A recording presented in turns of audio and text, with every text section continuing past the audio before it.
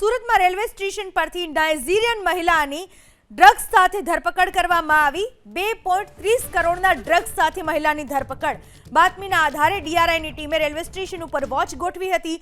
મુંબઈ સેન્ટ્રલથી અમૃતસર જતી golden temple એક્સપ્રેસમાં મુસાફરી કરી રહેલી વિદેશી મહિલા પાસેથી 50 ગ્રામ કોકેઇન અને 903 ગ્રામ મેથાફેટામાઇન મળી આવ્યું। ડીઆરઆઈની ટીમે ટ્રેનના ફર્સ્ટ ક્લાસ કોચમાં દરોડા પાડ્યા હતા। આ કાર્યવાહી દરમિયાન મહિલાએ વિરોધ કરીને બૂમાબૂમ કરતા પ્લેટફોર્મ પર લોકોના ટોળા વળી ગયા હતા।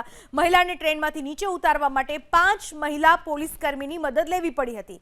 ધરપકડ બાદ યુવતીને કોર્ટમાં રજૂ કરવામાં આવતા તેને જ્યુડિશિયલ કસ્ટડીમાં મોકલી દેવાનો હુકમ કરવામાં આવ્યો છે।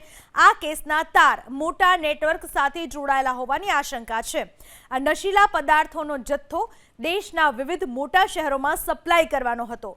હાલમાં આ નાઇજીરિયન મહિલાને હિરાસતમાં લઈને તેની કડક પૂછપરછ કરવામાં આવી રહી છે।